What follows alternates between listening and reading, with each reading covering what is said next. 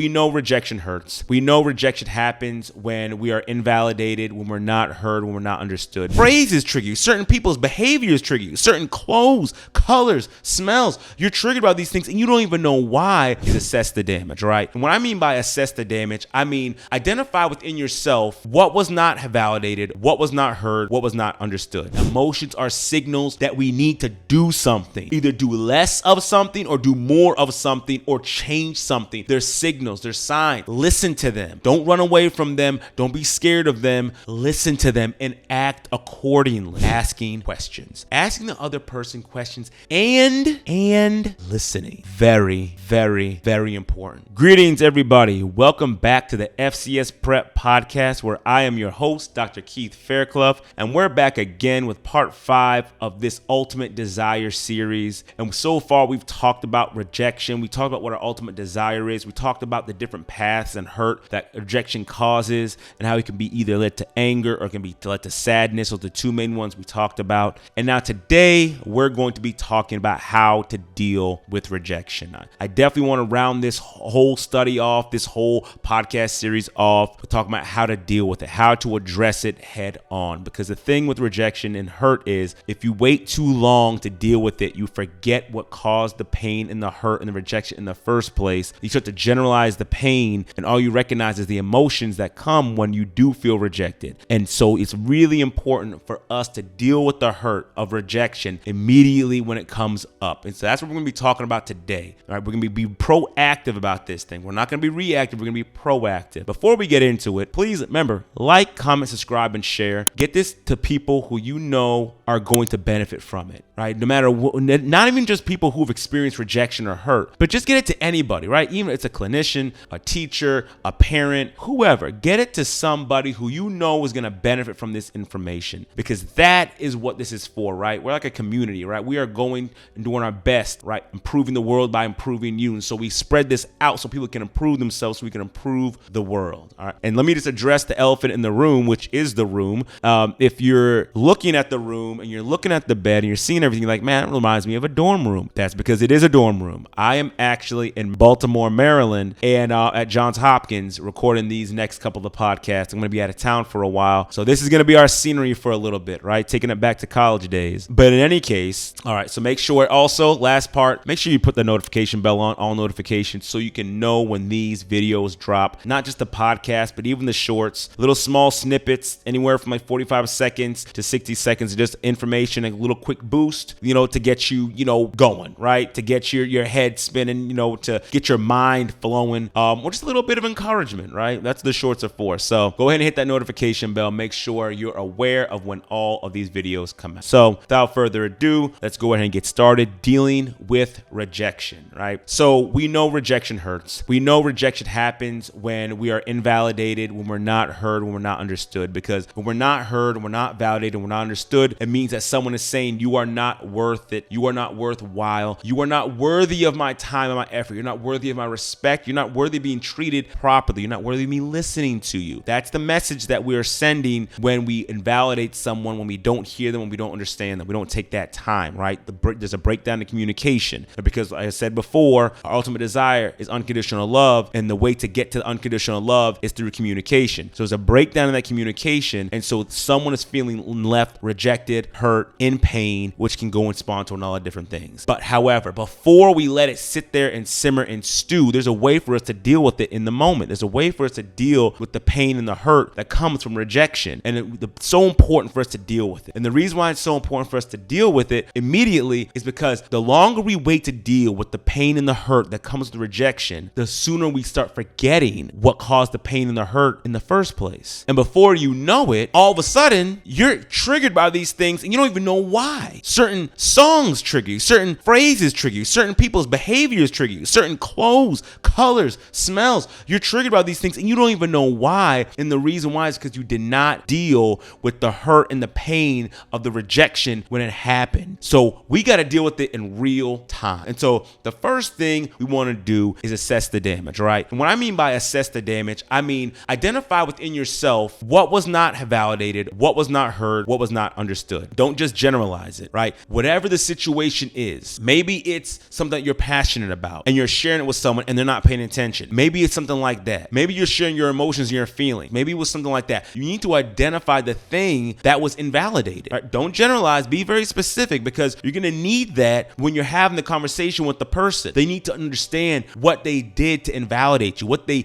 weren't listening to, how they did not understand you, what part did they miss, right? Because this is what this is doing, what we're talking about right here is fixing the communication. Remember I talked about just a second ago that there was a breakdown in communication. This is fixing the communication, right? But you got to know what needs to be fixed before you can start fixing it. So assess the damage. Assess the damage. What exactly was not validated, was not heard, was not understood by the other party? The next thing, you want to identify the cause. Identify the cause. What is the thing that caused you to feel rejected? What was that thing? Was it something someone said? Was it what they did? Was it a tone? Was it a look? Was it a sign? Like, what about it? Was it a message, an email? You need to identify the cause. Again, these are really important, because you're doing this and you're doing it in real time so you can address the situation with the person. I'll give you a perfect example. For me, I don't like when people yell at me. All right, I find it extremely disrespectful. I feel that they're treating me as a child. They're discounting me. They're discounting the fact that I have feelings and emotions. They're discounting me as a human being and a person, right? So I don't like when people yell at me. I don't like when people use harsh tones at me. And the thing is, for me, I don't shut down. I actually get with them. So, and I don't like getting like that, but I do what I got to do, right? And we're all work in progress. But, we have to make sure that we are identifying that cause, right? Got to make sure we're identifying that cause. The thing that causes the thing that causes you to feel rejected, to feel hurt, to feel misunderstood. We identify the thing that caused that, right? So now we assess the damage. We know what happened, how we were invalidated. We understand what was hurt inside of us, right? Our belief, our value, we understand what was hurt. Now we're trying to identify, and we're identifying what the cause was. Maybe it's what somebody said. I'm going to use myself as an example. Let's say someone yelled at me, all right? So now, before we even take another step forward, we have to identify the motive. Very, very important. We have to identify the motive behind the behavior, the motive behind the cause, right? Because a lot of times what happens is, because we're hurt, we then assume that they did it on purpose. They meant to hurt us. They meant to invalidate us. They weren't trying to listen. They weren't trying to understand. And again, this is a breakdown in communication. That's not the case. And some people might say motive doesn't matter. And when we just here at this camp, we just had this thing called intent versus impact, right? And in that, we're talking about the intent behind something is not really important as much as the impact was. And in all honesty, I kind of disagree.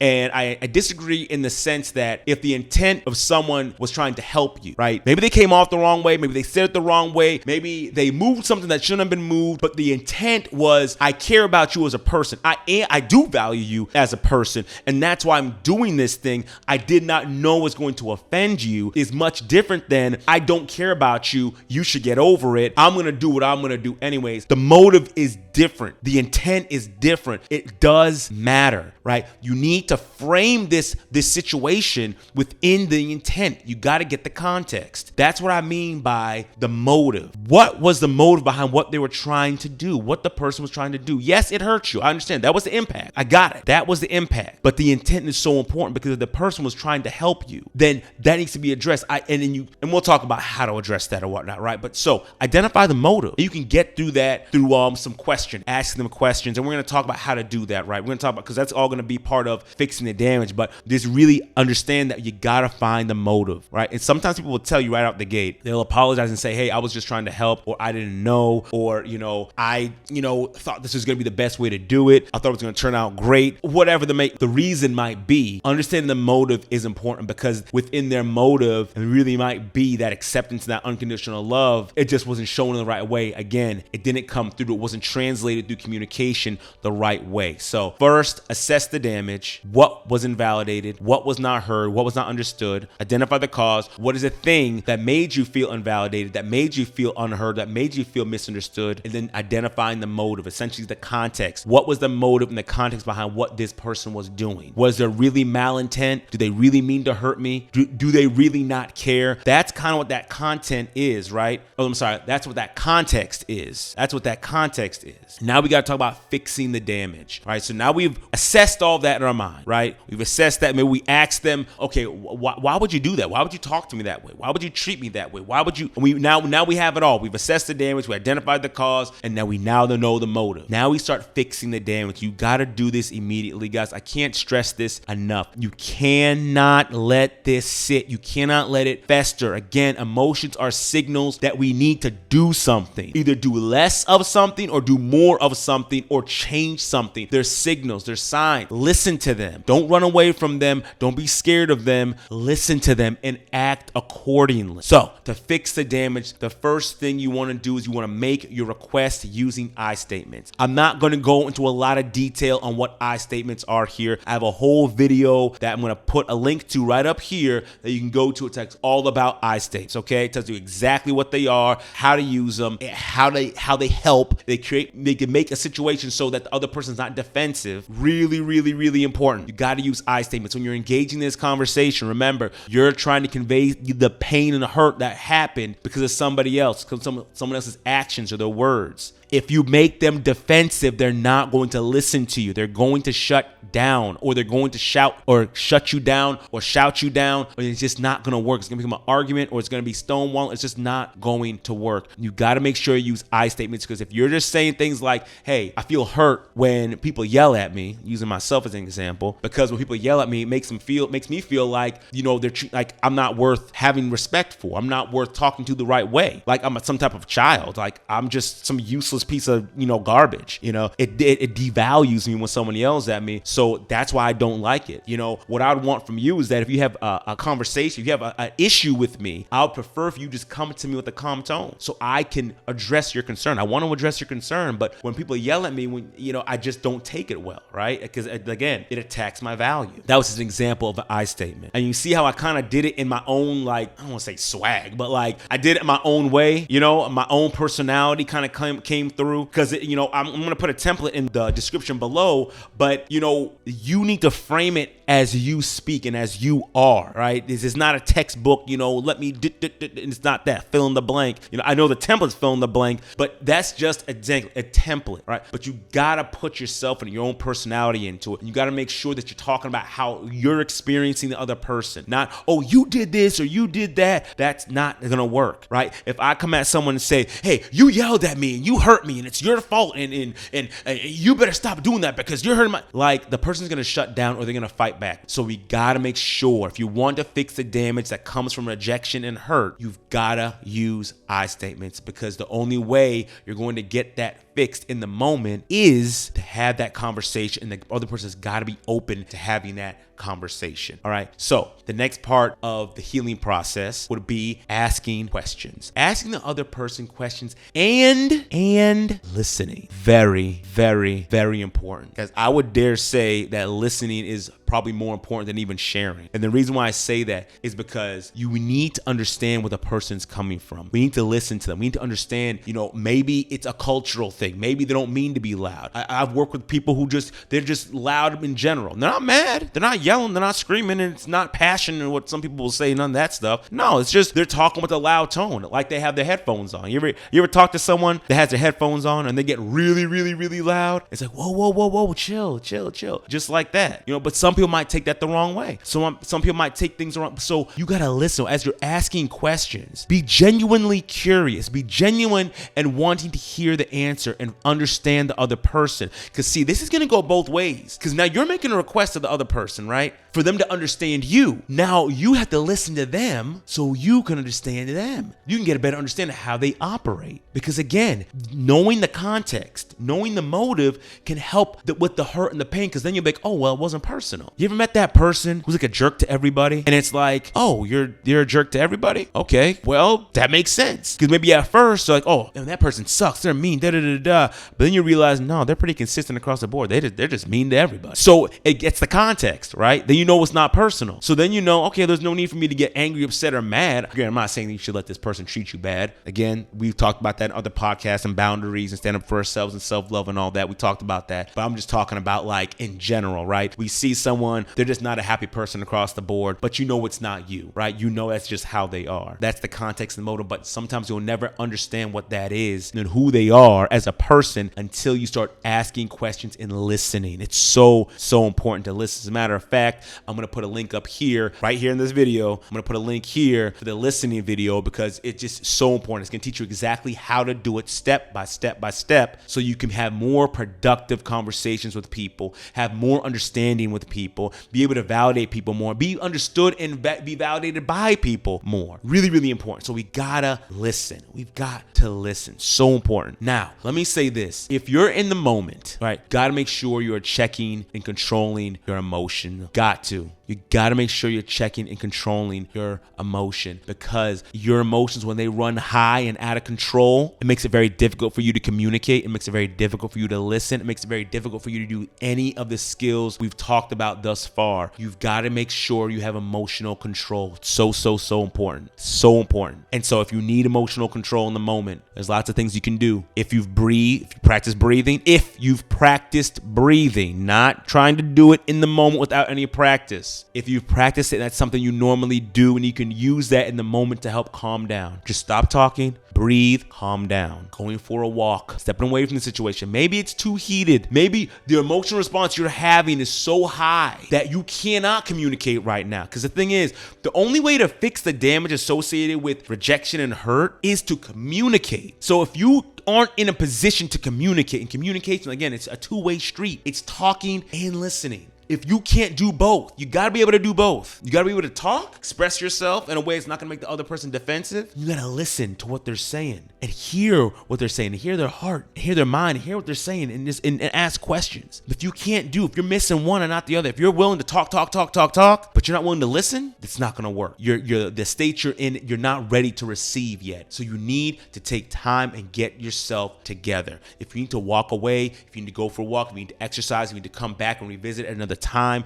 if you need to practice your breathing, whatever you got to do, count backwards from 10, whatever you got to do to bring yourself back to a normal, calm state. Do that thing, and then you can come back to the conversation when clear heads prevail. So make sure you communicate clearly. That's the next step, right? So that other one was asking questions. This one, communicate clearly. Very, very, very important. What I mean by that is I'm not talking about just articulating, because some people can articulate very well and cut you down with their words. That's not what I'm talking about. I'm talking about, for one, focusing only on the current issue, the one thing that caused the rejection. Don't try to bring everything up. If you got that much stuff you got to deal with, that's a deeper issue, it's a deeper problem, and it's something that you probably should go to therapy for, right? Or go to a group for, something along those lines. But this is not the time for you to bring every single thing up. You need to make sure you focus on one issue at a time. Very, very important. All right. As far as communicating clearly, of course, we're not yelling, we're not screaming, we're not doing anything like that, right? Remember, we're not making the other person defensive. We're using I statements. Make sure that you are communicating in a way that make sure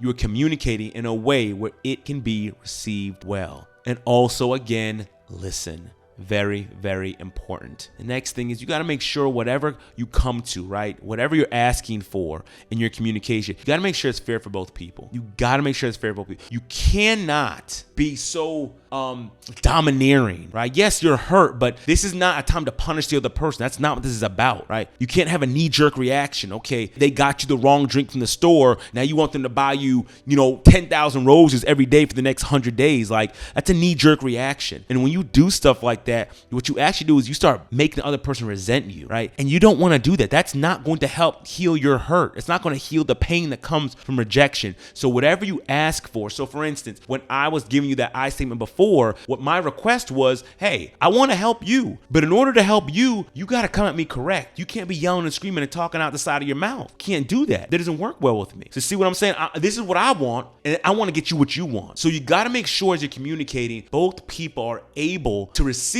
from this communication. Both people are going to be able to get something from this communication, right? So it's not a big ask. And usually whatever hurt us, whatever invalidated us, it should be something, again, that's reasonable and fair. I know it's like, well, reasonable and fair is subjective, but just think about it in terms of what makes sense, guys.